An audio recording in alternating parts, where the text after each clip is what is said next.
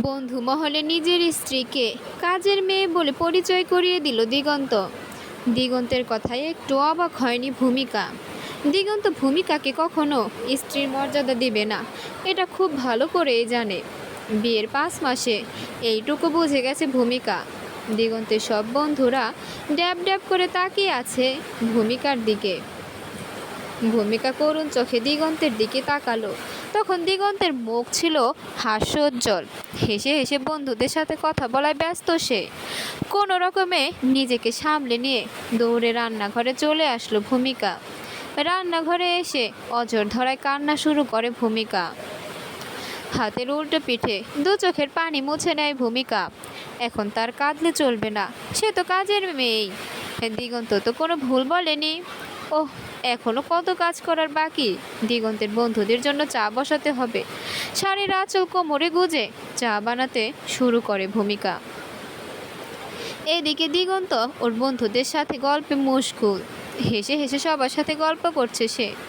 মাহিন মানে দিগন্তের এক বন্ধু তাকিয়ে আছে রান্নাঘরে থাকা সেই রমণীর দিকে। ঘুমার্ত শরীর, মাথার চুলগুলো এলোমেলো হয়ে পিঠে লেপ্টে আছে। লালসা দৃষ্টিতে তাকিয়ে আছে সেই রমণীর দিকে।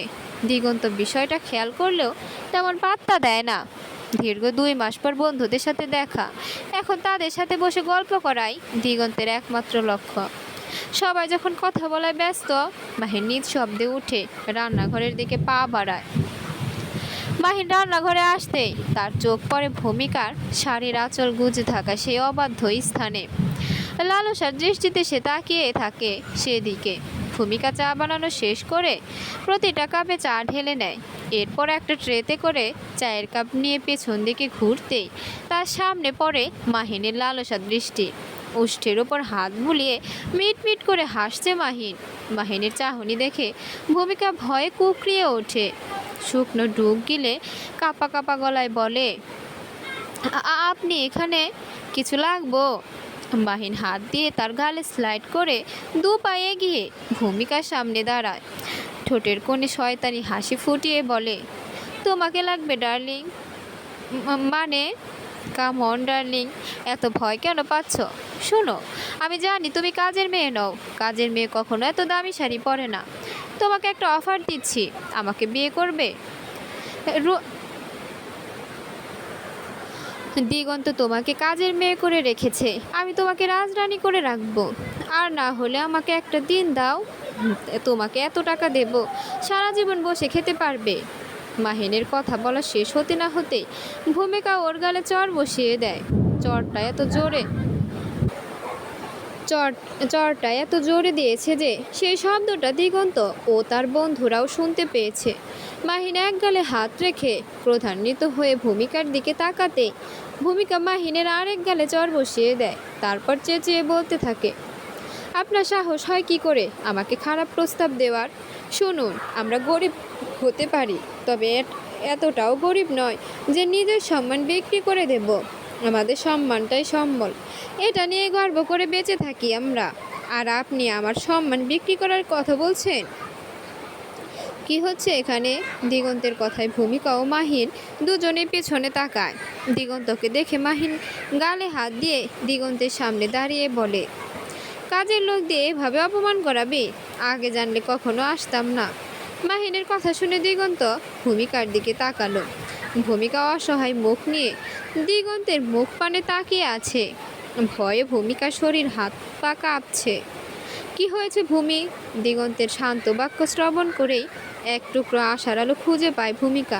মনে মনে এক অদ্ভুত সাহসের সূচনা হতে থাকে। ভূমি তখনই মাহিন বলে ওঠে, ওই মেয়েটা কি বলবে দিগন্ত? আমি বলছি। দিগন্ত মাথা ঘুরিয়ে মাহিনের দিকে তাকায়। তখন মাহিন বলে, একটা কাজের মেয়ের কথা শুনে তুমি আমার জাজ করবে? কাজের মেয়ে হয়ে আমার গায়ে হাত তুললো, আর তুই এখনো দাঁড়িয়ে আছিস? মাহিনের বাকি বন্ধুরা তাকিয়ে আছে দিগন্তের মুখের দিকে। তারা মাহিনকে ভালো করে চেনে, ওর ওভার অ্যাক্টিং সম্পর্কে সবাই অবগত। তাই তো সবার দিগন্তের মতামতের অপেক্ষা করছে। দিগন্ত ক্রোধান্বিত হয়ে তাকিয়ে আছে ভূমিকার দিকে। আচ্ছা ফাজিল মেয়ে তো, মুখে কি সুপার গ্লু লাগিয়ে রেখেছো নাকি? স্টুপিড মেয়ে একটা। দিগন্ত বুঝতে পারছে ভূমিকা এখন কিছু বলতে পারবে না, তাই সে নিজেই বলে উঠল, মাহিন, ভূমির কাছে ক্ষমা চা।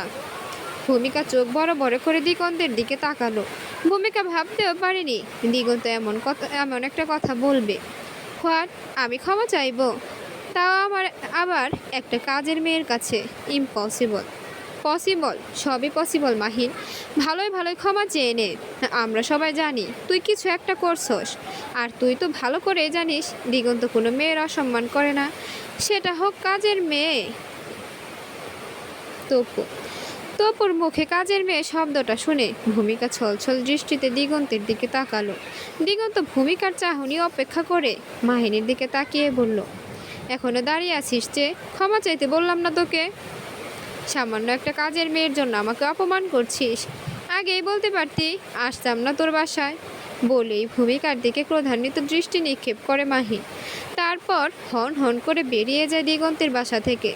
তপু, ইভান সবাই এক এক করে প্রস্থান করে। নিজের রুমে ফ্লোরে বসে কাঁদছে ভূমিকা। এতটা অপমান সে আগে কখনো হয়নি। হ্যাঁ, দিগন্ত তাকে স্ত্রী হিসাবে মানে না, তাই বলে কাজের লোকের পরিচয় দেবে? স্ত্রী পরিচয়টা দিলে কি এমন ক্ষতি হতো? তাহলে তো মাহিন এত খারাপ কথাগুলো বলতে পারতো না, ওকে বাজে প্রস্তাব দিতে পারতো না। উল্টে দিগন্তের বউ হিসাবে ওকে সবাই সম্মান করত। দিগন্ত কি সত্যি তাকে স্ত্রীর মর্যাদা দিবে না? কাঁদতে কাঁদতে কখন যে ঘুমিয়ে যায় টেরই পায় না ভূমিকা। এদিকে ডিনারের সময় ভূমিকাকে ডাইনিং রুমে দেখতে না পেয়ে ভূমিকার রুমে আসে দিগন্ত। আজ সারাদিনের কাজে ভিড়ে ঠিকমতো খাওয়া দাওয়া হয়নি ভূমিকার, তার উপর মাহিনের বাজে ব্যবহার। দিগন্ত ঠিক করলো সে মাহিনের হয়ে ভূমিকার কাছে মাপ চাইবে। রুমে এসে ভূমিকাকে এভাবে ফ্লোরে শুয়ে থাকতে দেখে দিগন্ত রাগ হয় বেশ। আচ্ছা ফাজিল মেয়ে তো, বিছানা থাকতে ফ্লোরে শুয়ে ঘুমাচ্ছে। এই মেয়ের কোনো কাণ্ডজ্ঞান নাই নাকি? ডিনার না করে ঘুমিয়ে আছে। এই ভূমি, ভূমি দুবার ডাক দিতেই চোখ আঁখি খুলে ভূমিকা টেনে টুনে শাড়ি ঠিক করে সোজা হয়ে বসে। তারপর গম্ভীর গলায় বলে, কিছু লাগবে আপনার? এখানে এভাবে ঘুমিয়ে আছো কেন? রুমে এত বড় বিছানা থাকতে ফ্লোরে শুয়ে আছো কেন? কাজের লোকদের এত নরম বিছানা মানায় না, তাদের জন্য ফ্লোরই ঠিক আছে। দিগন্ত বুঝতে পারলো ভূমিকা তার উপর রেগে আছে। সকলের সামনে কাজের লোকের পরিচয় করিয়ে দিয়েছে বলে ভূমিকার মান বেড়েছে। ঠোঁট কামড়িয়ে উপর দিকে তাকিয়ে বড় করে শ্বাস নিলে দিগন্ত তারপর বলল, ডিনার করে নাও। হ্যাঁ, আপনি মেয়ের খুব সম্মান করেন তাই না? শুধু আমার বেলাতেই কেন নয়, মেয়ে হিসাবে তোমাকে যথেষ্ট সম্মান করি ভূমি, বাট স্ত্রীর সম্মান আমার থেকে কখনো এক্সপেক্ট করো না। কিন্তু কেন? মানছি বিয়েতে আপনার মত ছিল না, আমার দোষটা কোথায়? তোমাকে আগেই বলেছি আমি তোমাকে কখনো স্ত্রীর মর্যাদা দিতে পারবো না। বন্ধুদের সামনে তোমাকে নিজের স্ত্রী বলে স্বীকার করলে সেটা অবশ্যই মিমির কান পর্যন্ত পৌঁছাতো। এ কথা মিমি শুনলে ও হয়তো সুইসাইডও করতে পারে, আর আমি কোনো অবস্থায় মিমিকে হারাতে পারবো না। কথাগুলো বলে উঠে দাঁড়ায় দিগন্ত। হাত ঘড়ির দিকে তাকিয়ে বলে, ডিনার করে বিছানায় ঘুমান, আমাকে বের হতে হবে। আর হ্যাঁ, কোনো অবস্থাতেই বাহিরে বের হবে না। ভূমিকা মাথা নাড়িয়ে দিগন্তের কথার সম্মতি জানায়। অতঃপর দিগন্তের চলে যাওয়ার পর ভূমিকা ফ্রেশ হয়ে বারান্দায় চলে আসে। রেলিং ধরে তাকিয়ে আছে ওই অন্ধকার আকাশের দিকে, যেখানে একটা চাঁদকে ঘিরে লক্ষ কোটি তারার মেলা। চাঁদের জ্যোৎস্না চারদিকে সব কিছু ঝলঝল করছে। এই জ্যোৎস্নাময় রাতে একা দাঁড়িয়ে ভাবতে থাকে সেদিনের কথা। সব কিছু ঠিকঠাক ছিল। ভূমিকা বউ সেজেছিল, বর এসেছিল। ভূমিকা মনে ছিল ওর স্বামীকে নিয়ে নানা জল্পনা। চারদিক সকলের হইচই। ভূমিকার বাড়িতে সবাই বর দেখার মেলা বসিয়েছিল। বিয়ের আসরে যখন সবাই ভূমিকাকে কবুল বলার জন্য তাড়া দিচ্ছিল, তখন ওর হবু বরের বাবা বলে ওঠে, বিয়ে বন্ধ করুন, এই বিয়ে হবে না। চারদিকে স্তব্ধ হয়ে গেলে সঙ্গে সঙ্গে এই পিনপতন নীরবতায় মাঝে ভূমিকা খেয়াল করলো তার হবু বরের বাবার পাশে তার বাবা মাথা নিচু করে দাঁড়িয়ে আছে। ভূমিকা ছলছল দৃষ্টিতে তার বাবার দিকে তাকালো। ভূমিকার বাবার দু চোখ পানিতে ছলছল করছে, কিন্তু কি হচ্ছে বুঝতে পারছে না ভূমিকা। খুব খারাপ কিছু ঘটতে চলেছে ভূমিকার সাথে, কারণ বাবারা সহজে কাঁদে না। যৌতুকের টাকা না দিতে পারলে এই বিয়ে হবে না। 20,000 টাকা বের করার ক্ষমতা নাই, মেয়েকে আবার বড় ঘরে বিয়ে দিতে চাইছে। রাকিব উঠে আয়, হবে না এই বিয়ে। ভূমিকার হবু বর তার বাবার কথায় বিয়ের আসর থেকে উঠে দাঁড়ায়। ভূমিকার বাবা তাদের হাতে পায়ে ধরে অনুরোধ করতে থাকে যাতে তারা এই বিয়ে ভেঙে চলে না যায়। নিজের সে সম্বল দিয়ে মেয়ের বিয়ের যত্ন করেছিলেন তিনি। এখন যদি বিয়েটাই ভেঙে যায় তাহলে আর্থিক ও মানসিকভাবে শেষ হয়ে যাবেন তিনি। তাছাড়া আমাদের সমাজ বড়ই নিঠুর। এই সমাজে বিয়ে ভাঙা সংসার ভাঙা, বিধবা মেয়েদের স্থান সর্বনিম্ন। এখন বিয়ে ভেঙে গেলে ভূমিকার ভবিষ্যতের কি হবে? সমাজ তাকে কোন চোখে দেখবে? আদৌ কি এই সমাজে জায়গা হবে ভূমিকার, নাকি সমাজ তাকে কলঙ্কিত নারী উপাধি দেবে? অথচ ইসলাম যৌতুককে না করেছে। ইসলামের প্রথা অনুযায়ী ছেলে পক্ষে হতে কনের জন্য দেনমোহর ধার্য করেছে। প্রত্যেকটা স্বামী তার স্ত্রীকে সম্পূর্ণ দেনমোহর দিয়ে তবেই তাকে স্পর্শ করতে পারবে। তবে যদি স্ত্রী স্বইচ্ছায় তার স্বামীর দেনমোহর মওকুফ করে, সেটা অন্য বিষয়।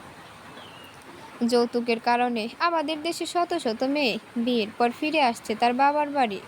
আবার কেউ কেউ সুইসাইডের মতো পথ বেছে নেয়। প্রত্যেক বাবা তার মেয়েকে বিয়ে দেয়, বিক্রি করে না।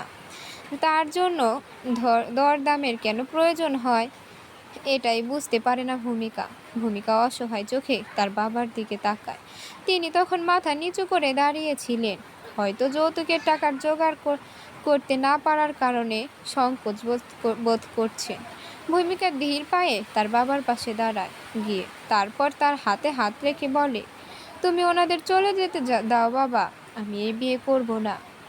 এসব তুই কি বলছিস মা? বিয়ে করবি না মানে? ওনারা চলে গেলে তোর কি হবে বুঝতে পারছিস? হ্যাঁ বাবা, আমি সব বুঝতে পারছি, কিন্তু কি বলো তো বাবা, যারা ছেলের বিয়ে দিতে এসে দরদাম করে, তারা বাড়ির ছেলেকে বিয়ে করে সংসার করব কি করে? বিয়ের পর এরা যখন বলবে তোমার বাবার বাড়ি থেকে কিছু টাকা নিয়ে এসো, তখন কি হবে? আমার বাবা তো টাকা দিতে পারবে না। তখন যে এরা আমাকে বাড়ি থেকে বের করে দিবে না, তার কোনো গ্যারান্টি আছে বাবা? ভূমিকার কথার কি জবাব দিবে তার বাবা? মেয়েটা তো সত্যিই বলছে, এমনটা তো হতেই পারে। তিনি মুগ্ধ চোখে তার মেয়েকে দেখছে। কতটা বড় হলে মানুষ এমন কথা বলতে পারে? মেয়ের মাথায় হাত রাখলেন ভূমিকার বাবা। ভূমিকা মৃদু স্বরে হেসে বলল, আমাকে নিয়ে কোনো চিন্তা করো না বাবা, আমি মাস্টার মশাইয়ের মেয়ে। শারীরিক শ্রম নাই দিতে পারি, আমার বাবার মতো মানসিক শ্রম দিয়ে নিজের ব্যবস্থা করে নেব। তুমি স্কুলে ছাত্রছাত্রীদের জ্ঞান বিতরণ করবে, আর আমি বাড়িতে বসে করব। দরিদ্রকে যারা অবহেলা করে তাদের বিয়ে করার কোনো প্রশ্নই ওঠে না। ভূমিকার কথায় তার বাবা হেসে উঠল, আর হবু বরের বাড়ির সকল আত্মীয় অপমানের রাগে চলে যায় বিয়ের আসর থেকে। যাওয়ার আগে বলে, আমরাও দেখি এমন বেয়াদব মেয়ে কার বাড়ির বউ হয়। এই মেয়ে যার সংসারে যাবে তার সংসার একদম শেষ হয়ে যাবে। বড়দের এই এক সমস্যা, তাদের কথার মুখ্য জবাব দিলেই বলবে বেয়াদব। তাতে ভূমিকার কিছু যায় আসে না। সে কারো কথার কর্ণপাত করল না। সবাই চলে যাওয়ার পর ভূমিকা বাড়িতে চলছে পিনপতম নীরবতা। ভূমিকার বিয়েতে উপস্থিত ছিল ওদের গ্রামের চেয়ারম্যান মাসুদ তালুকদার। বিয়েতে তিনি ভূমিকার বাবাকে আর্থিকভাবে সাহায্য করেছেন, তাই ভূমিকার বাবার অনুরোধে তিনি এসেছেন। সে বিয়ের আসরের এক কোণে দাঁড়িয়ে ভূমিকার কথা শুনছিলেন আর ভূমিকাকে বিচক্ষণ করছিলেন। ভূমিকার কথা আর ওর সিদ্ধান্ত দেখে মুগ্ধ হন তিনি। এমন একটা মেয়েই তো চেয়ারম্যান বাড়ির বউ হওয়ার যোগ্য। মাসুদ ঠিক করে ফেললেন, এই মেয়েকে তিনি তার ছেলের বউ করে নিয়ে যাবেন। ভূমিকাই হবে চেয়ারম্যান বাড়ির যোগ্য বউ। বিয়ে বাড়ির পিনপতন নীরবতা ভেঙে মাসুদ তালুকদার বলে উঠল, বিয়া হইব মাস্টার মশাই, আপনার মেয়ের বিয়া হইব, এবং আজই হইব। চেয়ারম্যানের কথা শুনে সবাই শক। বিয়ে হবে মানে কি? বর ছাড়া বিয়ে হবে নাকি? চেয়ারম্যান তার চেলা সোনা মিয়াকে ডেকে বলল, দিগন্তকে ডাকো। দিগন্তকে ডেকে কি করবেন? দিগন্তের সাথে মাস্টার মশাইয়ের মাইয়ার বিয়া হইব। ওকে যেখানে পাও সে অবস্থায় যে অবস্থায় পাও ধইরা নিয়ে আসো। আজ এই আসরে দিগন্তের লগে ভূমিকার বিয়া হইব। এটা আপনি ঠিক করছেন না চেয়ারম্যান সাহেব? দিগন্ত বাবাজি এখনো ছোট, ওর এডুকেশন এখনো শেষ হয়নি, আর আপনি ওর বিয়ের কথা বলছেন? পড়ালেখা বিয়ের পরও করার পারবো, কিন্তু এমন রত্ন হারাইয়া গেলে আর পাওন যাইব না। যাও, দিগন্তকে ধইরা নিয়ে আসো। অতপর সোনা মিয়া চলল দিগন্তকে ডাকতে। প্রায় আধ ঘন্টা পর সোনা মিয়া দিগন্তকে নিয়ে বাড়ি উপস্থিত হয়। বেচারা মনে হয় ঘুমিয়েছিল, চোখ মুখ কেমন ফোলা ফোলা লাগছে, মাথার চুলগুলো এলোমেলো হয়ে আছে, টি শার্ট শরীরের সাথে লেপ্টে কুচি ধরে আছে। দিগন্ত বুঝতে পারে না তাকে এইভাবে ধরে আনার কারণ কি। ওহ, কি সুন্দর ঘুমাচ্ছিলাম, আমার ঘুমের 12টা বাজিয়ে এখানে নিয়ে আসলো। কাজী সাহেব বিয়ে পড়ানো শুরু করে দেন। আমার পুত আয়সা পড়ছে। চেয়ারম্যানের কথা শুনে বিস্ময়ের দৃষ্টিতে তাকায় দিগন্ত। 1 মিনিট আব্বা, বিয়া পড়াবেন মানে? কার বিয়া? তোর আর মাস্টার মশাইয়ের মায়ের বিয়া। খুব ভালো মেয়ে বুঝলি দিগু, একেবারে চেয়ারম্যান বাড়ির যোগ্য বউ। বলে অট্টহাসি দিলেন চেয়ারম্যান। দিগন্তের মাথায় যেন আকাশ ভেঙে পড়ল। সে তো পারবে না এ বিয়ে করতে। সে যদি বিয়ে করে তাহলে মিমির কি হবে? সে তো মিমিকে কথা দিয়েছে, এখন বিয়ে হলে মিমির কি হবে? মিমি এই কষ্ট সহ্য করতে পারবে না। আমি এই বিয়ে করতে পারব না আব্বা। চেয়ারম্যান মৃদু হেসে সবাইকে উদ্দেশ্য করে বলল, বাচ্চা মানুষ, পড়াশোনা এখনো শেষ হয় নাই। শহরে থাইকা পড়াশোনা করে তো, তাই শহরের মতো হইয়া গেছে, এখন বিয়ে করতে চাইছে না। আমার পোলা কিন্তু পড়াশোনায় 100-তে 100। আব্বা, আপনি আমার কথা শুনেন তো, এখন তোর কথা শোনানোর টাইম নাই, আগে বিয়েটা হোক তারপর শুনবো। দেখ কত দেরি হইয়া গেছে, কাজী সাহেব জলদি বিয়ে পড়ানো শুরু করেন। আমারে মাফ করেন আব্বা, আমি এই বিয়ে করুম না। তুই করবি না, তোর বাপ বিয়া করব। বস ওখানে। তাহলে আপনিই করেন বিয়া। আমি আম্মারে নিয়ে ঢাকায় চলে যাইতেছি।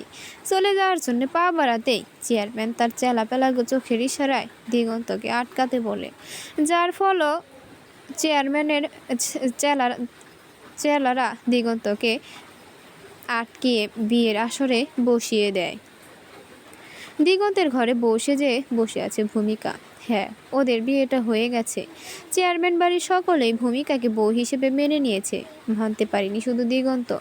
দিগন্তের মা হাসি মুখে ভূমিকাকে বরণ করে ঘরে তুলে ভূমিকাকে রেখে সেই চলে গেছে যে দিগন্ত এখনো বাড়ি ফেরার কোনো নাম নাই। ভূমিকা দিগন্তের পুরো ঘরটাকে নিরীক্ষণ করে নিল। পুরনো ডিজাইনের একটা খাট, তার পাশে একটা পড়ার টেবিলের ওপর বইয়ের পাহাড়, তার উপর দেয়ালে টানানো আছে কঙ্কালের ছবি, ব্যাঙের ছবি, আরও ছোট ছোট কয়েকটা কাগজ। খাটের অপোজিট পাশে একটা আলমারি আর একটা ড্রেসিং টেবিল দিয়ে সাজানো হয়েছে দিগন্তের ঘরটা। পুরো ঘরটা দেখা শেষ, ভূমিকার চোখ পড়ল দেওয়ালের ওপর সাঁটানো ঘড়ির দিকে। রাতের প্রায় 11টা বাজতে চলল, অথচ দিগন্ত আসছে না তার ঘরে। ভূমিকা বিছানায় বসে দিগন্তের জন্য অপেক্ষা করতে লাগলো। ভূমিকা তার দাদি নানির মুখে শুনেছে বাসরাতে নাকি স্বামীকে সালাম করতে হয়, তারপর তাকে পান দুধ খাওয়াতে হয়। বাসরঘর না সাজালেও পান আর দুধ ঠিকই রেখেছে, কিন্তু এগুলো খাওয়াবে কাকে? দিগন্ত তো তার ঘরে আসেনি, তাই বসে বসে অপেক্ষার প্রহর গুনতে লাগলো ভূমিকা। আজানের শব্দে ঘুম ভাঙে ভূমিকার। অপেক্ষা করতে করতে কখন যে ঘুমিয়ে পড়েছে বুঝতেই পারিনি। আঁখি খুলতেই সে নিজেকে একটা অপরিচিত ঘরে দেখতে আবিষ্কার করে। সদ্য ঘুম থেকে বুঝতে পারে না সে কোথায় আছে। পরক্ষণে মনে পড়ল কালকে ঘটে যাওয়া ঘটনার কথা। সে তো তার স্বামীর জন্য অপেক্ষা করছিল। ও শিট, সে ঘুমিয়ে পড়েছিল। এটা ঠিক হয়নি। দিগন্ত কি ভাবছে এখন? সারা ঘরে চোখ বুলিয়ে দেখতে পেল সে যে অবস্থায় ঘুমিয়েছিল ঘরটা সেরকমই আছে, লাইটটা এখনো জ্বালানো। তাহলে কি দিগন্ত আজ বাড়ি ফিরেনি? তাহলে কোথায় আছে দিগন্ত? সমস্ত ভাবনা চিন্তা বাদ দিয়ে ওয়াশরুমে চলল ভূমিকা। আজান দিয়েছে, অজু করে নামাজ পড়ে নিল। এখন কি করবে? সকাল হতে এখনো কিছু সময় বাকি আছে। ওর বাড়িতে থাকলে এই সময় বসে বসে কোরআন তেলাওয়াত করতো। এখানে তো কোরআন নেই, তাই রুমটা গুছিয়ে বারান্দায় এসে দাঁড়ালো ভূমিকা। সূর্য উদয়ের সময়টা মনে হয় সারাদিনে সব থেকে বেস্ট সময়। অন্ধকারের রেশ কাটিয়ে ভোরের আলো ফুটে ওঠা। মোরকের ডাকে সকালের ঘুম ভেঙে বাহিরে দাঁড়ালেই দেখতে পাওয়া যায় কিভাবে পাখিরা খাদ্যের সন্ধানে চলছে। সকলের মিষ্টি রোদ বেশ উপকারী। সকাল 10টা নাগাদ বাড়ি ফিরে দিগন্ত। ভূমিকা তখন সকলের জন্য চা বানাচ্ছিল। দিগন্তকে দেখেই ভূমিকার বুকের ভেতরটা সেদ করে ওঠে। এ কেমন অবস্থা হয়েছে তার? মনে হচ্ছে সারা রাত না ঘুমিয়ে কান্না করেছে। ভূমিকা তাকিয়ে আছে দিগন্তের দিকে, কিন্তু সেদিকে দিগন্তের কোনো খেয়ালই নেই। বাড়ি ফিরো, কারো সাথে কোনো কথা না বলে সোজা চলে যায় তার ঘরে এবং সেখানে গিয়েই নিজের সমস্ত জিনিসপত্র প্যাকিং করতে থাকে দিগন্ত। ব্যাগ প্যাকিং করে খাটের এক পাশে রেখে অন্য পাশে বসে আছে দিগন্ত। টেনশনে মাথা ফেটে যাচ্ছে তার। বাড়ি থেকে চলে যাবে বলে ব্যাগ তো প্যাকিং করে নিল, কিন্তু বের হবে কি করে? মাসুদ তালুকদারকে জমের মতো ভয় পায় সে যদি বাধা হয়ে দাঁড়ায় তখন কি করবে দিগন্ত? সে তো কিছুতেই যেতে পারবে না। বাবার কথা অবাধ্য হওয়ার শান্তি তার নেই। দু হাতে কপাল চেপে ধরে খাটের সাথে হেলান দিয়ে বসে রইল দিগন্ত। ওর উদ্দেশ্য, মাসুদ তালুকদার যখনই বাড়ি থেকে কোথাও যাবে তখন দিগন্ত কাউকে কিছু না বলে চলে যাবে। ঢাকায় পৌঁছে গিয়ে তার মাকে কল করে জানাবে। মাসুদের হাতে চা দিয়ে আবার রান্নাঘরের দিকে পা বাড়ায় ভূমিকা। মাসুদ চায়ে এক চুমুক দিয়ে চোখ বন্ধ করে চায়ের স্বাদ উপভোগ করে নিলেন। তারপর মৃদু স্বরে ডাক দিলেন, বৌমা। ভূমিকা পেছনের দিকে ঘুরে দাঁড়ায়। মাসুদ আবারও বলে, দিগুটা সেই কখন তার ঘরে ঢুকলো, এখন পর্যন্ত বাইরে বের হইল না। তুমি ওর কাছে যাও, জিগাও গিয়া কিছু লাগবো নাকি। মনে হয় আমার উপর রাইগা আছে, জোর করে বিয়া দিছি তাই নিকে। ভূমিকা মাথা নাড়ায়। তারপর হাতে এক কাপ চা নিয়ে চলে আসে দিগন্তের ঘরে। দিগন্ত তখন দু হাতে মাথা চেপে বসেছিল।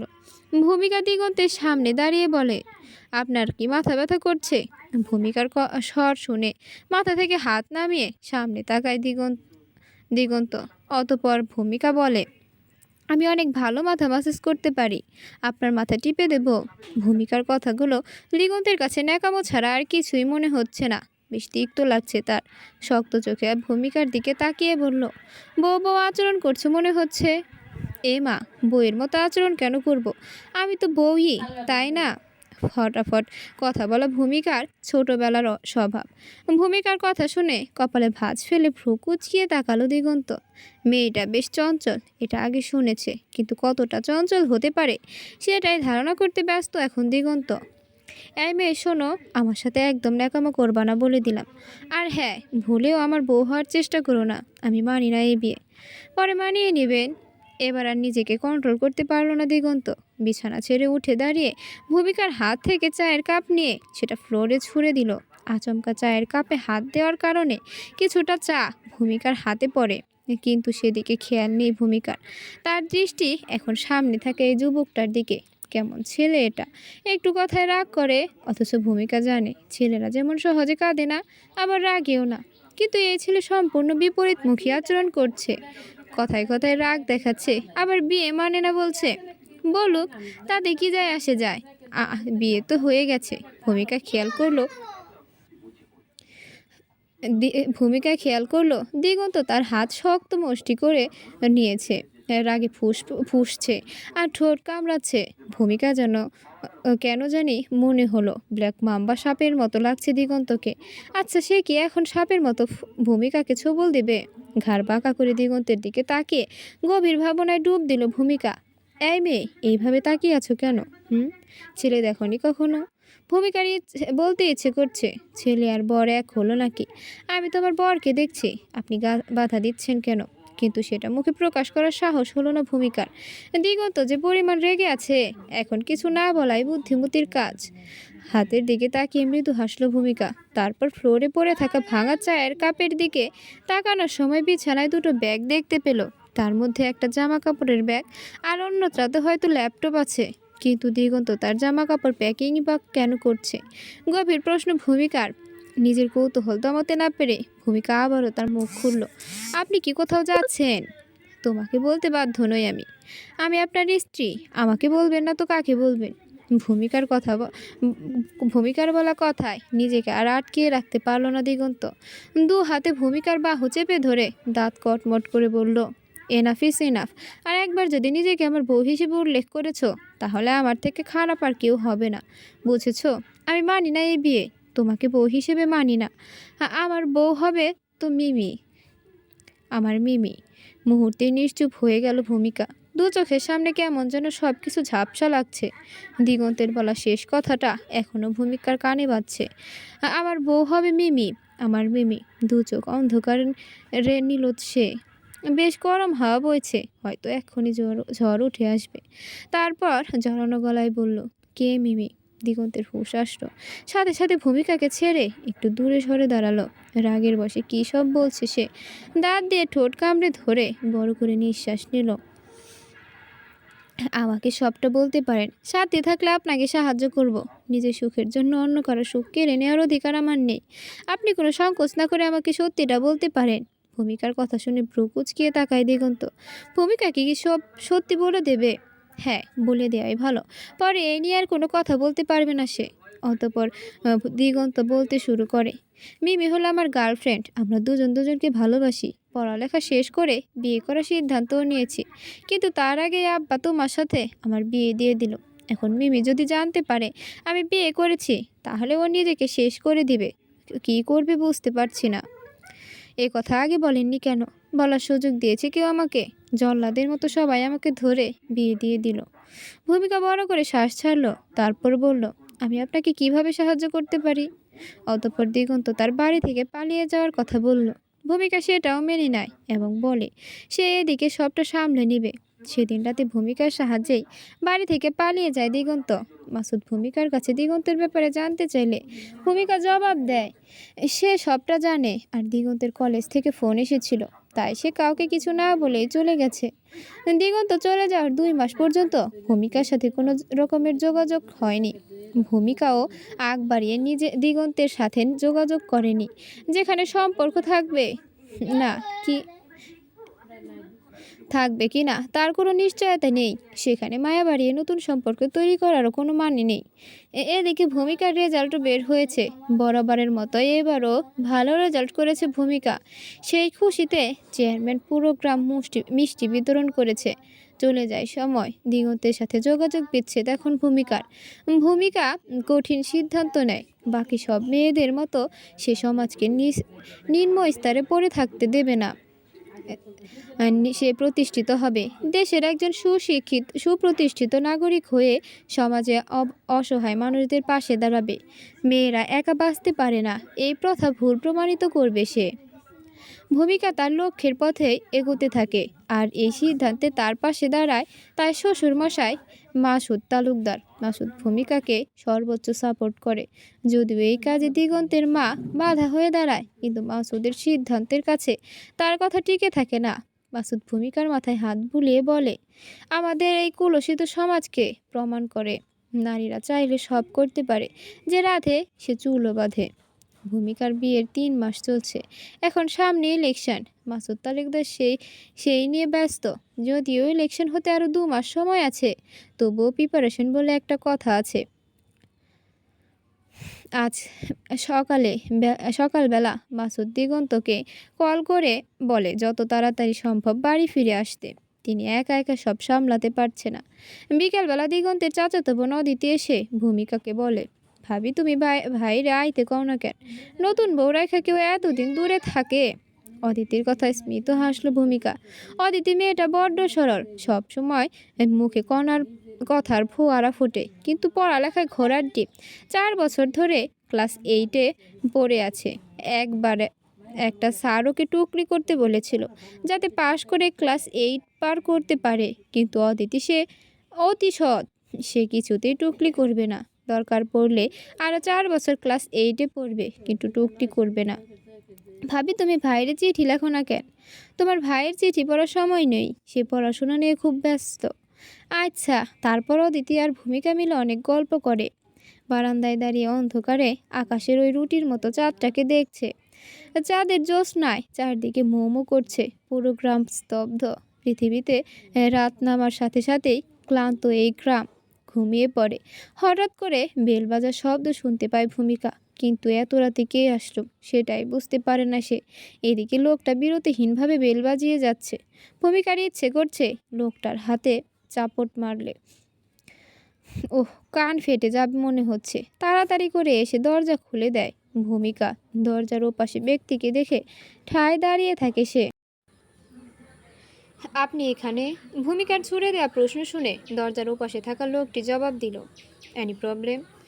না, প্রবলেম হবে কেন? আপনার বাড়িতে আপনি আসবেন, এটাই তো স্বাভাবিক। তাহলে পুলিশের মতো জেরা করছো কেন? বলি ভূমিকাকে পাশ কাটিয়ে ভেতরে প্রবেশ করলো দিগন্ত।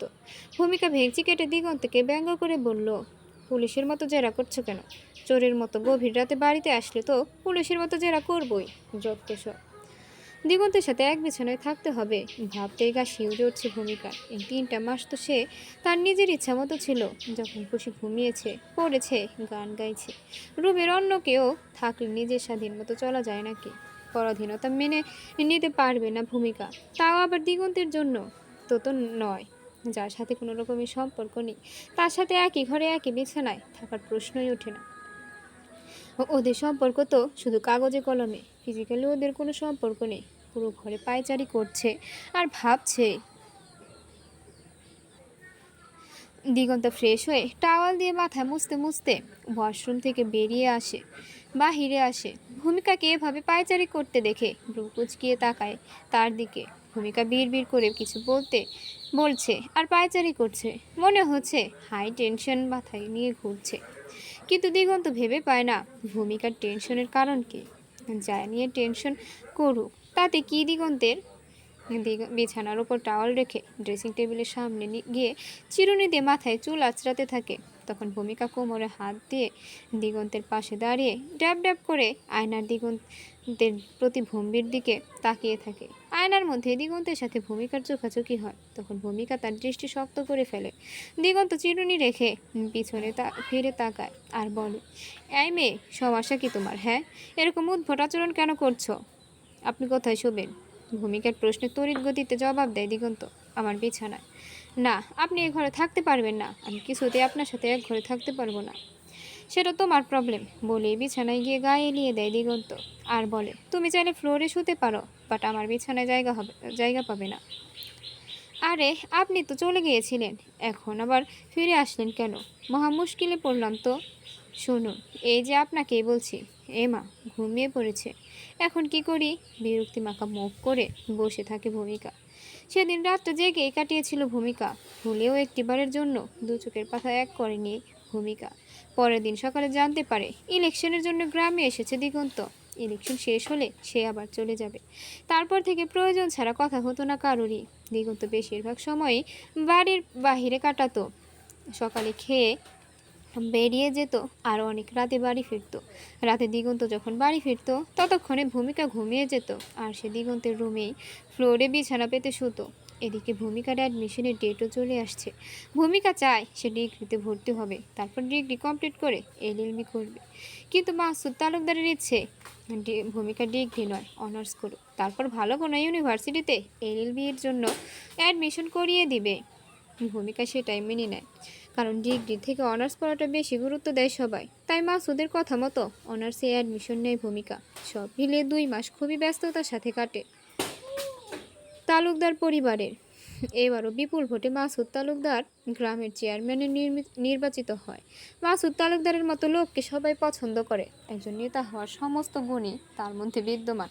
নির্বাচন শেষে যেদিন দিগন্ত ঢাকায় চলে আসবে, সেদিন মাসুদ দিগন্ত আর ভূমিকাকে ডেকে তার ঘরে নিয়ে যায়। খাটের ওপর গম্ভীর মুখ করে বসে আছে মাসুদ।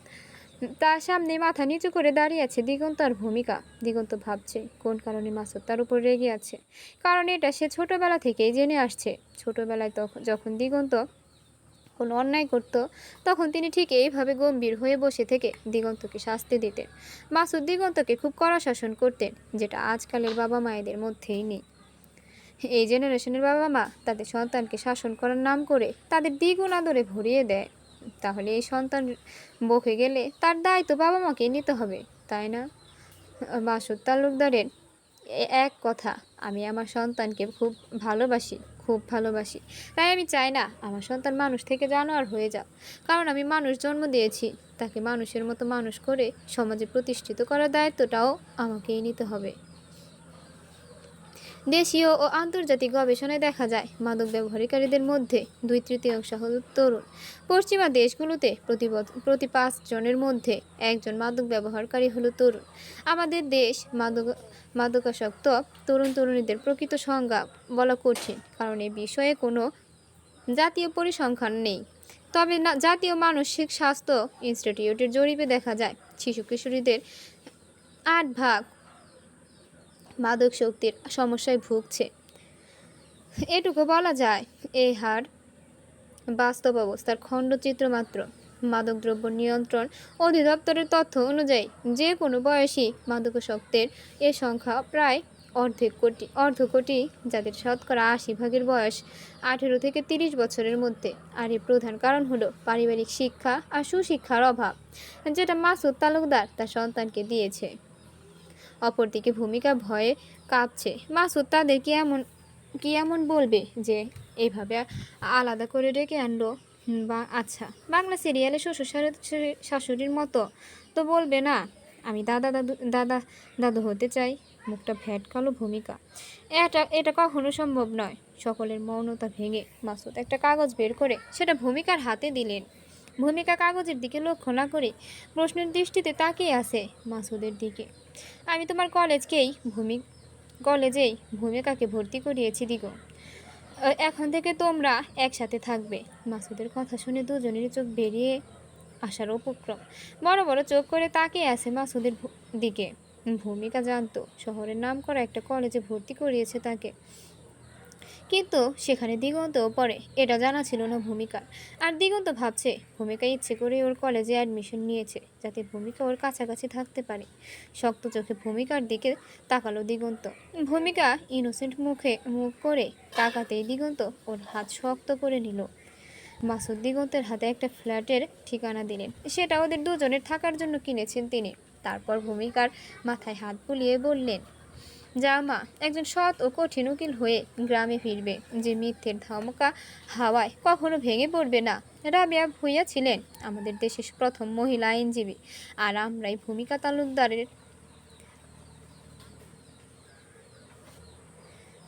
তালুকদার হবে আমাদের গ্রামের প্রথম আইনজীবী বলে অট্ট হাসলেন মাসুদ।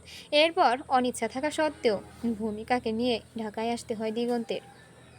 নিজের ভাবনার জগৎ থেকে বেরিয়ে বড় করে শ্বাস ছাড়ে ভূমিকা। ঢাকায় চলে আসছে আজ 2 দিন হলো। এখানে এসে দুজনে আলাদা রুম নিয়েছে। দরকার ছাড়া কেউ কারোর সাথে তেমন কথা বলে না। আজ দিগন্তের বন্ধুরা এসেছিল, তাই ভূমিকা নিজে হাতে ওদের জন্য রান্না করেছিল। পেছনের দিকে তাকাতেই চমকে উঠেছে। সেখানে দিগন্ত বুকের উপর হাত গুজে শক্ত করে ওর দিকে তাকিয়ে আছে। আপনি কখন এলেন? এত কি ভাবছিলে তুমি? কই কিছু না তো। কখন থেকে ডাকছি তোমাকে, কোনো রেসপন্স করছো না। আমি ভাবছি তুমি দাঁড়িয়ে দাঁড়িয়ে ঘুমাচ্ছ। একদম ফালতু কথা বলবেন না। দাঁড়িয়ে দাঁড়িয়ে কেউ ঘুমায় নাকি? কেন, ঘোড়া ঘুমায়। কি, আমাকে দেখে কি আপনার ঘোড়া মনে হয়? আস্তে এত চেঁচাচ্ছ কেন? কানে হাত রেখে বলল দিগন্ত। ঘোড়ার মতো দেখতে না হলেও স্বভাব চরিত্র ঠিক ঘোড়ার মতো। শেষ কথাটা বিড়বিড় করে বলল, সেটা ভূমিকার কান পর্যন্ত পৌঁছায়। আর আপনি কি হ্যাঁ, আপনি একটা কুমির, কিন্তু আপনার স্বভাব জলহস্তির মতো। রাগে কটমট করে বলল ভূমিকা। ভূমিকার রাগ দেখে ঠোঁট চেপে হাসলো দিগন্ত। এই মেয়ে খুবই অদ্ভুত, একটুতেই রেগে যায়। ভূমিকাকে রাগানোর জন্য দিগন্ত আবার বলল, তবে যাই বলো কিন্তু পানিতে থাকে, দুটোই কিন্তু পানিতে থাকে। তোমার মতো মানুষ হয়ে ঘোড়ার মতো আচরণ করে না। আপনাকে তো আমি বলে দিগন্তের পেছনে তাড়াহুড়ো করতে শুরু করলো। আর দিগন্ত ওর সামনে দৌড়াচ্ছে। সোফায় গুটিসুটি মেরে বসে 2 হাতে কুশন জড়িয়ে রেখে টেলিভিশন দেখছে ভূমিকা। সাউথ ইন্ডিয়ান মুভি গান দেখছে। ভূমিকার ইচ্ছে করছে গানের তালে তালে ডান্স করার। ছোটবেলায় এমন কতই না হতো।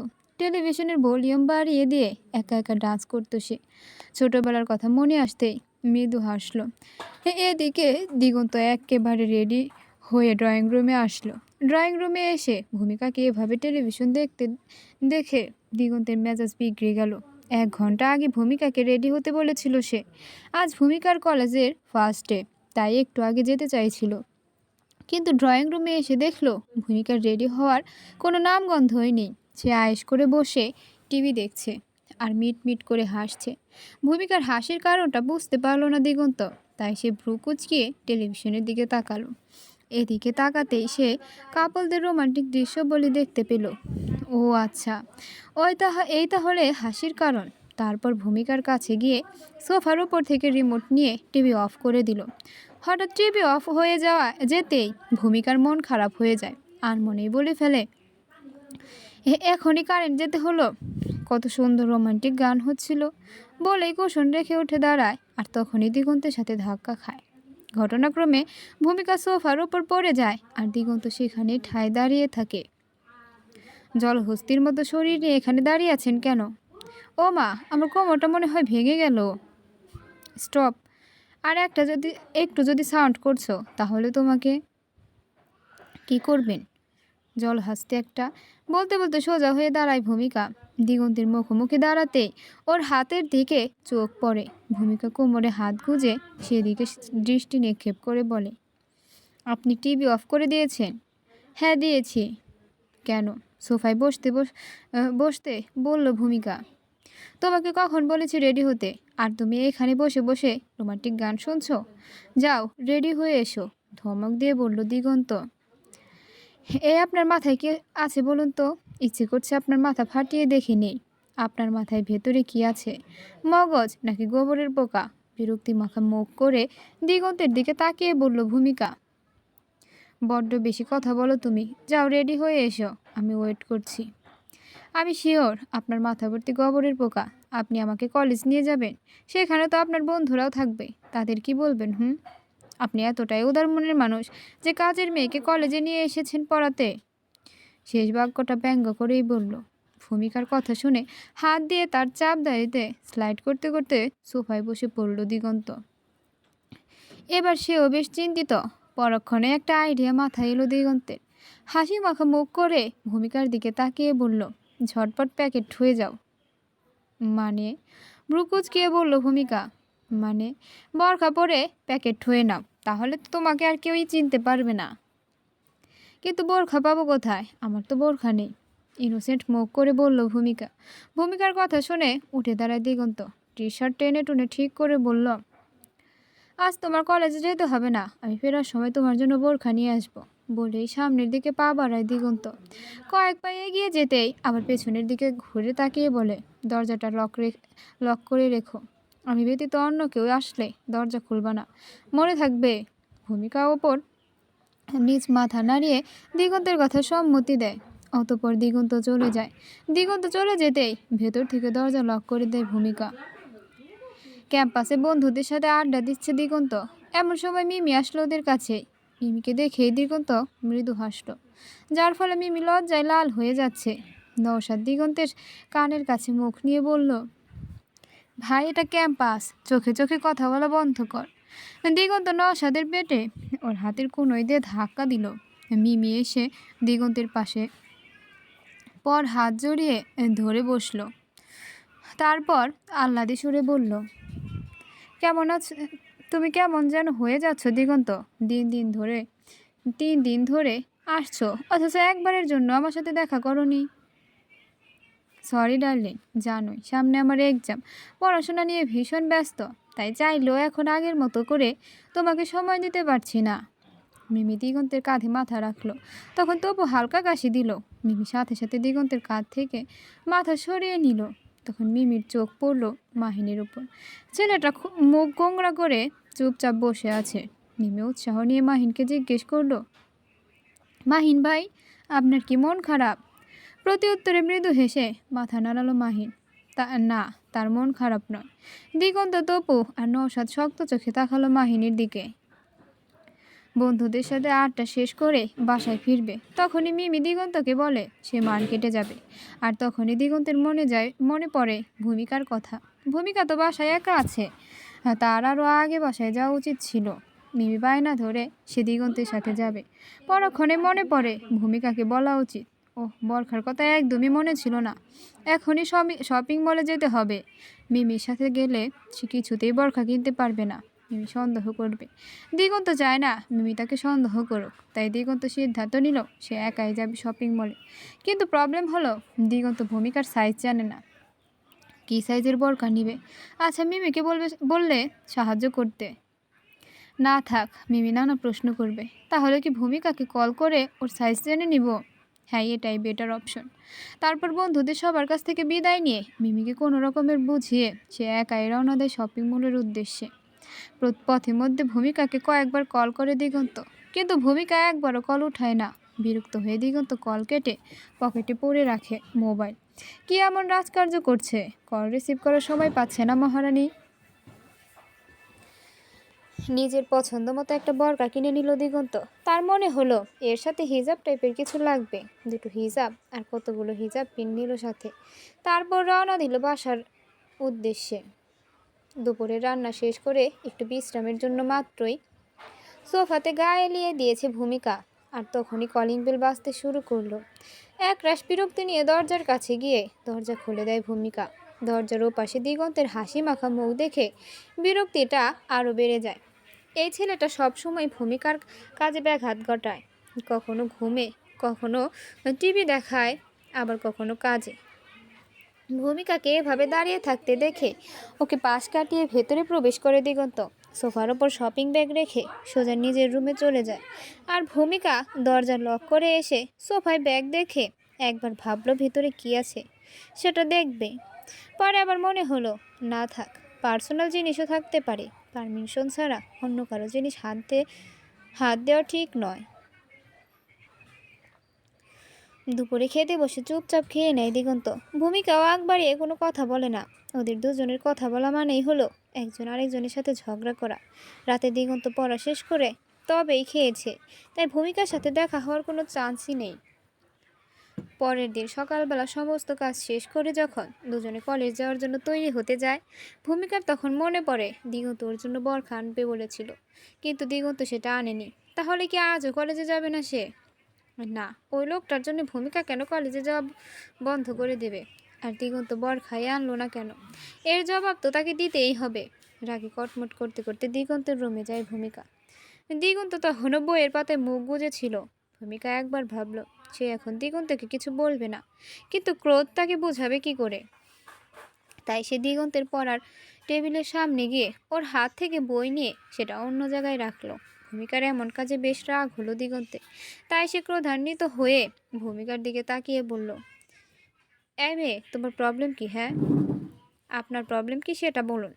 কাল তো খুব বড় মুখ করে বলেছিলেন আমার জন্য বরখা নিয়ে আসবেন, তাহলে কই আমার বোরখা কই? দেখুন, আমি কিন্তু আজ কলেজ মিস করব না বলে দিলাম। তোমার বরখা তো, ও শেট, তোমাকে তো বলাই হয়নি। ওই যে ম্যাডাম, ড্রয়িং রুমের সোফার ওপর আপনার বরখা আছে। এখন যান, সেটা নিয়ে আমাকে ধন্য করুন। কথাগুলো বলেই উঠে দাঁড়ালো দিগন্ত। তারপর ভূমিকার দিকে অগ্নিদৃষ্টি নিক্ষেপ করে চলে যায় ওয়াশরুমে। আর ভূমিকা ভেঙচি কেটে সেখান থেকে চলে যায়। মনের আনন্দে গুনগুনিয়ে গান গাইতে গাইতে শপিং ব্যাগ নিয়ে নিজের রুমে যায় ভূমিকা। তারপর বেশ উৎসাহ নিয়ে বরকাটা বের করে। ওয়াও, কালারটা দারুণ হয়েছে। দিগন্তের পছন্দ আছে বলতে হবে। আয়নার সামনে দাঁড়িয়ে বরকাটা নিজের শরীরে জড়াতেই ভূমিকার মেজাজ গেল বিগড়ে। বরকার সাইজ দেখে সেটা ছুঁড়ে ফেলে দিল বিছানায়। তারপর কারবার থেকে নতুন 3 পিস পরে নিল। অতঃপর বরকা আবার প্যাকিং করে ড্রয়িং রুমে গিয়ে দিগন্তের জন্য অপেক্ষা করতে লাগলো। এখন শুধু দিগন্তের আসার অপেক্ষা। তারপর যে ওর কী অবস্থা হবে সেটাই ভাবছে ভূমিকা। দাঁত দিয়ে হাতের নখ কামড়াচ্ছে আর আকাশ পাতাল ভেবে যাচ্ছে ভূমিকা। দিগন্ত ড্রয়িং রুমে আসবে, তখন কি হবে? প্রথমে বরখাটা ওর মুখের উপর ছুঁড়ে দিবে? না, এটা করা ঠিক হবে না। যতই হোক দিগন্ত সম্পর্কে ভূমিকার স্বামী হয়, তাহলে কি করবে ভূমিকা? রাগে মাথাটা ফেটে যাচ্ছে তার। শপিং ব্যাগ থেকে বরখাটা বের করে সেটা আবার পরখ করে নিল। তারপর মনে মনে ভাবলো, ওই খবিশটার গার্লফ্রেন্ড মনে হয় খাটো, তার মাপে হয়তো কিনেছে এই বরখাটা। কুমির কোথাকার। সারাক্ষণ মিমি বেবির সাথে থেকে থেকে চোখে পর্দা পড়ে গেছে, তাই যার জন্য জিনিস কিনতে যায় না কেন সব মিমির সাইজেই কিনবে। হাতের বোরখাটা দলা পাকিয়ে নিচে ফেলে দিতে চেয়েও দিল না, সোফার এক কোণে রেখে দিল আর বিড়বিড় করে বলল, এটা আপনার মিমিকেই দিয়ে, জল হস্তি কোথাকার। সামনে তাকাতেই ভূমিকার মুখ হা হয়ে গেল। দিগন্ত আসছে, অ্যাশ কালারের প্যান্টের ওপর শুভ্র রাঙা শার্ট, মনে হচ্ছে এখনই শাওয়ার নিয়েছে। চোখ মুখ স্নিগ্ধ লাগছে দিগন্তের, আর তার উপর ঠোঁটের কোণে আলতো হাসি। ভূমিকার বুকের ভেতরে ধুকবুক করছে। মৃদু চোখে তাকিয়ে আছে ভূমিকা। ভূমিকার এমন ধারা চাহনি দেখে দিগন্তেরও সামনে তুড়ি বাজিয়ে বলল, এভাবে হা করে কি দেখছেন? ভূমিকা যতটা সম্ভব নিজের দৃষ্টি নিয়ন্ত্রণে রাখার চেষ্টা করছে, কিন্তু ওর অবদ্ধ চোখ যেন বারবার বলছে, আর একটু দেখি, ভুল কি তাতে? ভূমিকা ওর দৃষ্টিকে বোঝাতে গিয়েও ব্যর্থ হয়। সে অবদ্ধ দৃষ্টি দিগন্তের চুলের দিকে। ভূমিকা পড়ল মহাফাসাদে। এবার যেন তার হাতটাও অবদ্ধ হতে চাইছে। সে বারবার করে চাইছে দিগন্তের মাথার চুল ছুঁইয়ে দিতে। ও হ্যালো, কোথায় হারালেন? ভূমিকার সামনে তুড়ি বাজিয়ে বলল দিগন্ত। হ্যাঁ হ্যাঁ বলুন, নিচের দিকে তাকিয়ে বলল ভূমিকা। এত কি ভাবছো? হ্যাঁ। তারপর ভূমিকাকে ভালো করে দেখে নিয়ে বলল, তোমার বরখা কোথায়? এভাবে যাবে নাকি কলেজে? হ্যাঁ মানে ওই বরখা না, আসলে বরখা। কি মানে করছো বলো তো? বলেই পাশে তাকায় দিগন্ত, আর সোফার উপর দলা পাকানো বরখাটা দেখতে পায়। দিগন্ত ভূমিকার দিকে ভ্রু কুচকিয়ে বিড়বিড় করে বলে, বরখা পছন্দ হয়নি ম্যাডামের। তারপর বরখা হাতে নিয়ে সেটা মেলে দেখে। এদিকে ভূমিকা কিছু বলতে পারছে না। কিছুক্ষণ আগেই মনে মনে দিগন্তের দফা রফা করেছিল, আর এখন ভেজা বেড়ালের মতো দাঁড়িয়ে দাঁড়িয়ে কাঁপছে। কিছু যে বলবে সেটাও পারছে না। সব কথা গলার মাঝে কুণ্ডলি পাকিয়ে বসে আছে, শুধু তাকিয়ে তাকিয়ে দিগন্তকে দেখে যাচ্ছে। দিগন্ত মুখটা বাঁকা করে বোরখাটা আগের জায়গায় রেখে দিল। তারপর ভূমিকার দিকে তাকিয়ে বলল, এখানে দাঁড়িয়ে থাকবে নাকি কিছু খেতে দিবে? হ্যাঁ দিচ্ছি। তারপর বড় বড় পা ফেলে রান্নাঘরে চলে যায়। দিগন্তের গিয়ে ডাইনিংয়ে বসে। এক এক করে দিগন্তের সামনে সব খাবার সাজিয়ে দেয় ভূমিকা। দিগন্ত খাওয়া শুরু করে, আর ভূমিকা সেখানে বসে বসে তাকিয়ে থাকলো দিগন্তের দিকে। খাওয়ার এক পর্যায়ে দিগন্ত বলে, একটু লবণ দাও। ভূমিকা পানির গ্লাস বাড়িয়ে দিয়ে বলে, লবণ? দিগন্ত অবাক চোখে তাকায় ভূমিকার দিকে। কারণটা হলো এত বড় ভুল, তা আবার ভূমিকা? অসম্ভব। দিগন্ত ভাবলো হয়তো ভূমিকা ঠিক মতো শুনতে পায়নি। কিছুক্ষণ পর আবারও বলল, ভাজির বাটিটা দাও তো। ভূমিকা একটা চামচ এগিয়ে দিল। দিগন্ত ভ্রু কুচকিয়ে ভূমিকার দিকে তাকালো। তখন খেয়াল করলো ভূমিকা কাঁপছে। আর ইউ ওকে ভূমিকা? দিগন্তের ছুড়ে দেওয়া প্রশ্নে ভূমিকা শুধু মাথা নাড়ালো, কোনো কথা বলল না। ভূমি, তুমি এরকম উদ্ভট আচরণ কেন করছো? তুমি ঠিক আছো তো? আমি আসছি, কথাটা কোনো রকমে বলে দৌড়ে নিজের রুমে চলে আসলো। ভূমির এমন আচরণে একটু বেশি অবাক হলো দিগন্ত। সে অবাক হয়ে তাকিয়ে আছে ভূমিকার চলে যাওয়ার দিকে। ভূমিকা ওয়াশরুমে এসে মুখে পানির ছিটা নিল, বুকের উপর হাত রেখে বড় বড় করে নিঃশ্বাস নিল কয়েকবার। তারপর আয়নায় নিজের প্রতিবিম্বের দিকে তাকিয়ে রইল কিছুক্ষণ। একটু আগের ঘটনা মনে পড়তেই নিজেকে গালি দিতে লাগলো সে। ছি ভূমি, এটা তোর থেকে আশা করিনি।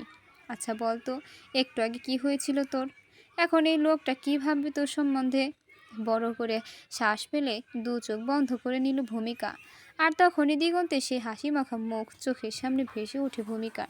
চট করে চোখ খুলে আবার আয়নার দিকে তাকিয়ে শুকনো ঢুক গিলে বুকের ভেতরে এখনও কেমন ধুকপুক শব্দ করছে। এদিকে দিগন্ত খাওয়া শেষ করে বসে আছে। ভূমিকা আসলে ওকে নিয়ে একসাথে কলেজে যাবে, কিন্তু ভূমিকার আসার কোনো নামই নেই। হাতের ঘড়ির দিকে এক পলক তাকিয়ে সে উঠে ভূমিকার রুমের দিকে রওনা দিল।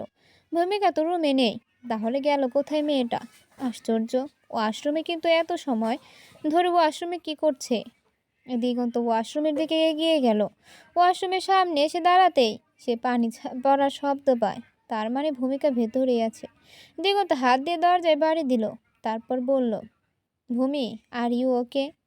দিগন্তের কথা কানে আসতেই চমকে উঠল ভূমিকা। আয়নার দিকে তীক্ষ্ণ দৃষ্টি রাখলো সে। তারপর বড় বড় করে কয়েকবার শ্বাস নিল। এদিকে ভূমিকার জবাব না পেয়ে বেশ চিন্তিত দিগন্ত। আচ্ছা, সে কি ওয়াশরুমের ভেতরে যাবে? যদি ভূমিকার কোনো বিপদ হয়? এসব আকাশ পাতাল ভাবতে ভাবতে সে ওয়াশরুমের ঢুকে পড়ে। ওয়াশরুমে ঢুকতেই দেখে ভূমিকা বড় বড় চোখ করে আয়নার দিকে তাকিয়ে আছে। এই স্টুপিড মেয়ে, তোমার কি কোনো কাণ্ডজ্ঞান নেই নাকি? পেছনের দিকে ঘুরে তাকালো ভূমিকা, কিন্তু দিগন্তের দিকে তাকালো না সে। কলেজে যাওয়ার ইচ্ছা আছে নাকি নেই? চলুন, বলেই ভূমিকা ওয়াশরুম থেকে বেরিয়ে আসলো। আর দিগন্ত বিড়বিড় করে বলল, স্টুপিড মেয়ে। তারপর সেও চলে আসলো সেখান থেকে। রাস্তায় এসে দুজনে দুদিকে ঘুরে দাঁড়িয়ে আছে। ভূমিকা সে দিগন্তের সাথে কলেজে যাবে না, আর দিগন্ত সে ভূমিকাকে একা ছাড়বে না, কারণ ভূমির কিছু হলে তার জবাবদিহি তো দিগন্তকেই করতে হবে। দিগন্ত কোনো রকমের রিস্ক নিতে যাচ্ছে না, এই কথাটা সে ভূমিকাকে বোঝাতে গিয়েও ব্যর্থ। ভূমিকার এক কথা, সে নিজের প্রোটেকশন নিজেই দিতে পারে, তার জন্য কারো হেল্প তার প্রয়োজন নেই। কিছুক্ষণ পর একটা নিয়ে ভূমিকা ওর কলেজের উদ্দেশ্যে রওনা দেয়। দিগন্ত সে বেচারা ভূমিকার দিকে কিছুক্ষণ ক্রোধান্বিত হয়ে তাকিয়ে তার বাইক নিয়ে চলে যায়। প্রথম দিন কলেজে এসেই দুজন বন্ধু পেয়েছে ভূমিকা। তাদের মধ্যে একজন ছেলে আর অপরজন মেয়ে, নিতু আর রাতুল। দুজনেই খুব মিশুক টাইপের। বন্ধুদের সাথে গল্প আড্ডায় বেশ জমে উঠেছে তার কলেজ। যেহেতু আজ তার প্রথম দিন কলেজের, তাই সে বেশি ক্লাস করতে ইচ্ছুক নয়। ভূমিকা চায় আজ পুরো কলেজটা ঘুরে ঘুরে দেখবে সে। তার বন্ধুরাও তার কথা সমর্থন করে। তারপর তারা তিনজন মিলে কলেজের আনাচে কানাচে ঘুরতে থাকে, কিন্তু এত বড় কলেজের অর্ধেকটাও দেখা হয় না তাদের।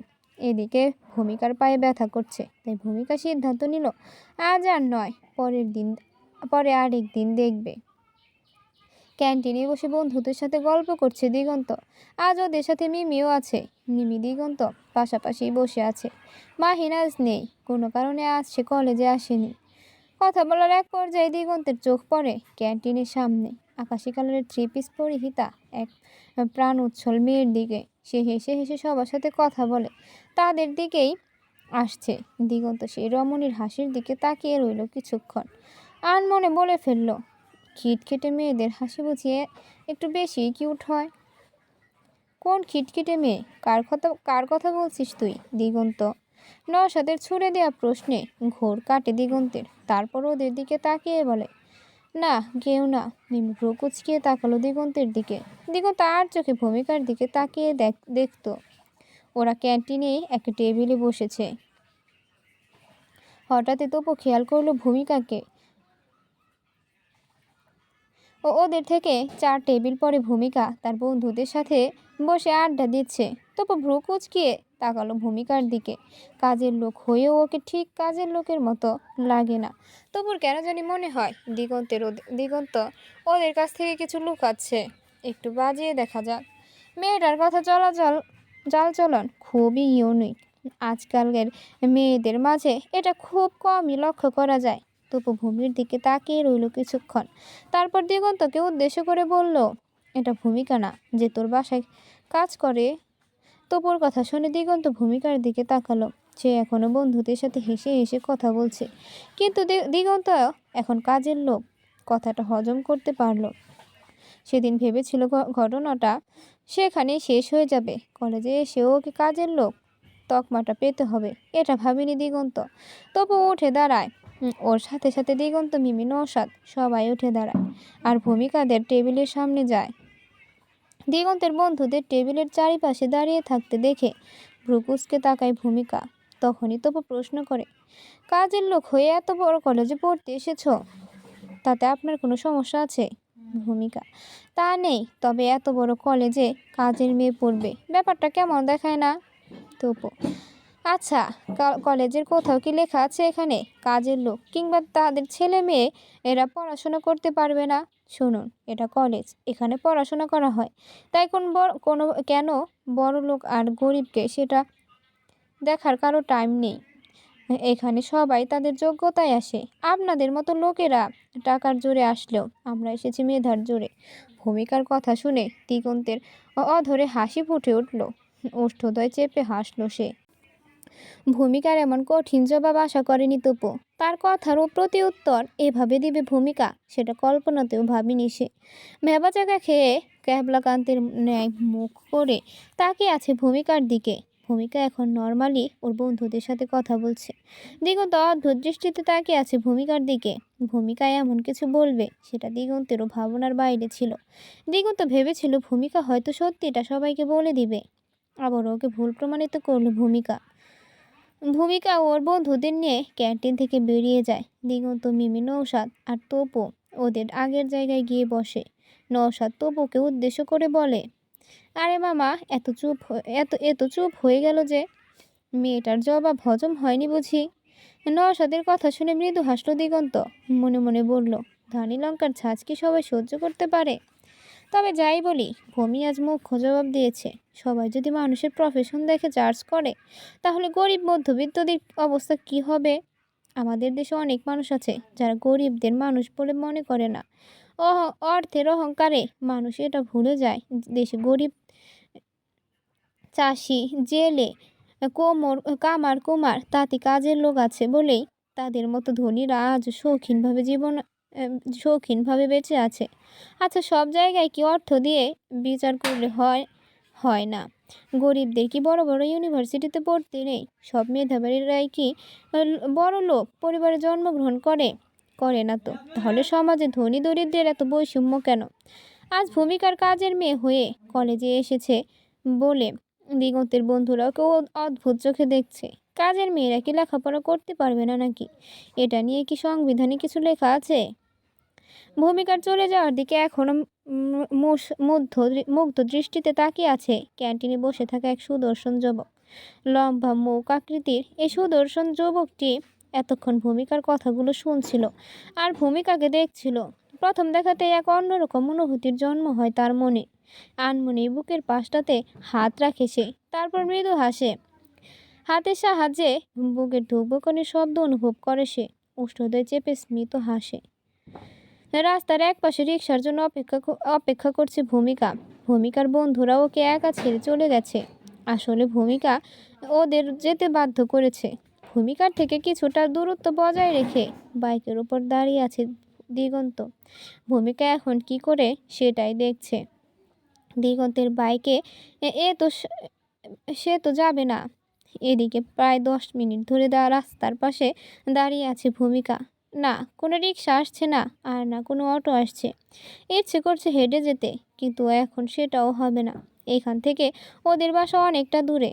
ভূমিকার পক্ষে এখন এত রাস্তা হেঁটে যাওয়া সম্ভব নয়। বিরক্তি নিয়ে রাস্তার পাশে দাঁড়িয়ে আছে ভূমিকা। দূর থেকে এই বিরক্তি মাখা মুখ দেখে মুখ টিপে হাসছে দিগন্ত। আর মনে মনে রিক্সাওয়ালাদের ধন্যবাদ জানাচ্ছে সে। এভাবে যদি এই ধানি লঙ্কার ঝাঁজটা একটু কমানো যায়।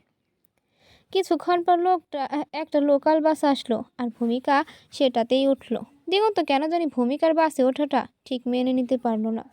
আজকাল লোকাল বাসে ওঠাটা কেউ ভালোভাবে মেনে নিতে পারে না। এই বাসেও এখন দিনে দুপুরে ক্রাইম হয়। দিগন্তের মনে পড়ে যায় কিছুদিন আগের ঘটনা। বন্ধুদের সাথে ক্লাবে গিয়েছিল সেদিন। ড্রিঙ্ক করে বাসায় ফেরার সময় পথে মধ্যে একটা মেয়েকে দেখতে পায়। ড্রাঙ্ক অবস্থায় থাকলেও হুঁশ একেবারে হারায়নি কেউ। মেয়েটার শরীরের অর্ধেক জামাকাপড় ছিলই না বলে চলে। শরীরের বিভিন্ন স্থান থেকে চুয়ে চুয়ে রক্ত পড়ছিল আর মেয়েটা ব্যথায় কাতরাচ্ছিল। দিগন্তে ও তার বন্ধুরা মেয়েটাকে নিয়ে হসপিটালে যায়। হসপিটালের লোকেরা মেয়েটাকে ইমার্জেন্সিতে নিয়ে যাওয়ার পর ওদেরকে পুলিশের হাতে তুলে দেয়। ডক্টরদের ধারণা ওরাই কিছু একটা করেছে। 2 দিন পরে জেল থেকে ছাড়া পেয়েছিল দিগন্তরা, কারণ মেয়েটা নিজে এসে পুলিশের কাছে জবানবন্দি দিয়েছিল। সেদিন মেয়েটা তার বয়ফ্রেন্ডের সাথে বাড়ি থেকে পালিয়ে এসেছিল শহর ছেড়ে পালানোর জন্য। একটা বাসে ওঠে তারা। সেই বাসে কয়েকজন ছেলে ছিল শুধু। তবুও তারা সেই বাসটাতেই উঠেছিল, কারণ তাদের পালাতে হবে। কিন্তু ভাগ্য সেদিন তাদের সহায় ছিল না। চলতি বাসে সবাই মিলে মেয়েটাকে গণধর্ষণ করে আর ছেলেটাকে বাস থেকে ধাক্কা দিয়ে ফেলে দেয়। সেদিনের কথা মনে পড়তেই বুকটা ধুক করে ওঠে দিগন্তে। সে বাসের কাছে এগিয়ে যাবে, এমনি সময় নৌশাদ ওকে ডাক দিয়ে বলে, প্রিন্সিপাল স্যার তোকে ডাকছে। দিগন্ত নওশাদের দিকে এক পলক তাকালো, তারপর আবার সেই বাসের দিকে তাকালো। তখন দেখতে পেল একটা সুদর্শন যুবক সেই বাসে উঠছে। দিগন্ত ভ্রু কুঁচকিয়ে সেদিকে তাকালো। এই ছেলেটা বাসে উঠছে কেন? যে প্রতি মাসে একটা করে গাড়ি চেঞ্জ করে সে কিনা লোকাল বাসে উঠছে। অদ্ভুত বিষয় না? অদ্ভুত না বিষয়টা? কি রে, এত কি ভাবছিস? স্যার তোকে ডাকছে। হ্যাঁ চল যাচ্ছি।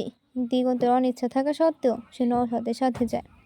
বেশ অস্বস্তি নিয়ে গাড়িতে বসে আছে ভূমিকা, কারণ ওর পাশেই বসে আছে একটা বুড়ো লোক। বয়সটা বেশি হলেও তাকে কাবু করতে পারেনি মনে হচ্ছে। কেমন ভাবে তাকিয়ে আছে ভূমিকার দিকে। মনে মনে লোকটার 14 গোষ্ঠী উদ্ধার করছে ভূমিকা। শালা লুচু খবিস, মেয়ে দেখিসনি কখনো? এক পা কবরে আছে তারপরে লুচুগিরি।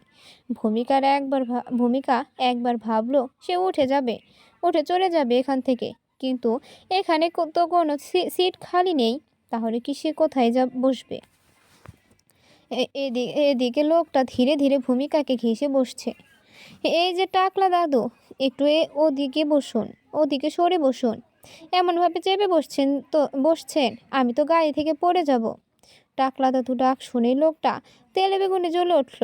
তারপর দুজনের সাথে বেশ কথা কাটাকাটিও হয়। এক পর্যায়ে লোকটা ভূমিকাকে বেয়াদব মেয়ে বলে সম্বোধন করলো। তাতেও ভূমিকার কিছু যায় আসে না, কারণ এই তকমা সে আগেই অনেকবার পেয়েছে। তখন একটা যুবক এসে ভূমিকাকে সাহায্য করলো, আর গাড়িতে সকলের সামনে সেই বুড়ো লোকটাকে অপমান করলো। এদের মধ্যে লোকদের কারণে এদের মতো লোকদের কারণে আমাদের সমাজের মেয়েরা এতটা অনিরাপদ। অপমানিত হয়ে লোকটা গাড়ি থেকে নেমে যায়। তারপর ভালোভাবেই বাকিটা রাস্তা পাড়ি দেয় ভূমিকা। আজকাল বৃদ্ধা লোকদের থেকে যুবকদের কাছে মেয়েরা সেফ বেশি। বুড়োরা মেয়েদের সুযোগ নেয়, আর সেখানে অনেক যুবকরা সেই সুযোগকে নিজেদের দায়িত্ব মনে করে। আমাদের যুব সমাজের দায়িত্ব অনেক বেশি। বিছানায় বই নিয়ে বসা মাত্রই বইয়ের পাতা উল্টিয়েছে ভূমি। এমন সময় মাসুদ তালুকদার কল করলো। মোবাইলের স্ক্রিনে আব্বাজান নামটা দেখেই শুকনো ঢুক গিলল ভূমিকা। ইনোসেন্ট ফেস করে মোবাইলের স্ক্রিনের উপর তাকিয়ে আছে ভূমিকা। কল বাজতে বাজতে মোবাইলটা কেটে গেল। এবার মনে হয় হাঁপ ছেড়ে বাঁচল ভূমি। বড় করে শ্বাস নিল, কিন্তু তার এই স্বস্তি বেশিক্ষণ টিকলো না। মাসুদ তালুকদার আবারও কল করলেন। ভূমিকা মোবাইলটা হাতে নিয়ে দৌড়ে দিগন্তের রুমে চলে আসলো। দিগন্ত ফ্রেশ হয়ে আয়নার সামনে দাঁড়িয়ে শার্টের বাটন লাগাচ্ছিল। এমন সময় ভূমিকাকে দৌড়ে আসতে দেখে ভ্রু কুঁচকিয়ে তাকায় সে। ভূমিকার দৌড়ের স্পিড এতই ছিল যে সে ব্রেক করার সময় টাল সামলাতে না পেরে দিগন্তের উপর ঝাঁপিয়ে পড়ে, আর দিগন্ত ভূমিকার স্পিড সামলাতে না পেরে নিচে পড়ে আছে দিগন্ত, আর দিগন্তের উপরে শুয়ে আছে ভূমিকা। ভূমিকা তার হাত দিয়ে দিগন্তের শার্ট খামচে ধরে আছে, আর দিগন্ত তার হাত রেখেছে ভূমিকার বাহুর উপর। দুজনে কিছুটা সময় দুজনের চোখের দিকে তাকিয়ে রইল। তুমি ঠিক আছো? দিগন্তের করা প্রশ্নের কোনো রকমের উত্তর দেয় ভূমিকা। হ্যাঁ হ্যাঁ। তাহলে ওঠো, এভাবে পড়ে না থেকে উঠে দাঁড়াও। ও হ্যাঁ হ্যাঁ বলে ভূমিকা দিগন্তকে ছেড়ে উঠে দাঁড়ায়। দিগন্ত উঠে দাঁড়াতে দাঁড়াতে বলে, ওই মেয়ে, খাও কি তুমি? এত ভারী কেন? দিগন্তের কথায় মৃদু হাসলো ভূমিকা। তারপর সে বলল, আসলে আমার ভার আপনি নিতে পারবেন না। তারপর বিড় করে বলল, ঠিকই বলেছেন আপনি, আমি একটু বেশি ভারী কিনা, তাই তো বইতে পারছেন না, ঝুলে আছি। কিছু বললে? মাথাটা ভূমিকার দিকে এগিয়ে দিয়ে বলল দিগন্ত, না। ও আচ্ছা, দৌড়াচ্ছিল কেন ওভাবে? কলের কথা মনে পড়তে শুকনো ঢুক গেল ভূমিকা। তারপর তুতলিয়ে বলল, আব্বা করেছে। ও আচ্ছা, মানে কি বললো আব্বা? আমি কল রিসিভ করিনি, মনে হয় কেটে গেছে। আপনি কথা বলুন না। আমি কেন? তোমাকে কল করেছে, তুমি কথা বলো। আপনি বললে প্রবলেম কি? আপনি কথা বলুন, আমি আসছি বলে চলে যাওয়ার জন্য পা বাড়ায় ভূমিকা। আর তখনই দিগন্ত ভূমিকার হাত ধরে ফেলে। ভূমিকা হাতের দিকে এক পলক তাকিয়ে থেকে দিগন্তের মুখের দিকে তাকায়। তখন দিগন্ত বলে, আমি কল করছি, তুমি একটু এখানে থাকো, আব্বা তোমাকে চাইতে পারে। ভূমিকা হাতের দিকে দৃষ্টি রেখে মাথা নাড়ায়। অতঃপর দিগন্ত মাসুদের নাম্বারে কল করে। দুজনে মন খারাপ করে দুদিকে ঘুরে দাঁড়িয়ে আছে। ভূমিকা হাতের নখ কামড়াতে কামড়াতে এমন অবস্থা করেছে আর একটু হলে নখ খেয়ে ফেলবে। আর দিগন্ত পকেটে হাত গুজে দাঁড়িয়ে গভীরভাবে চিন্তা করছে।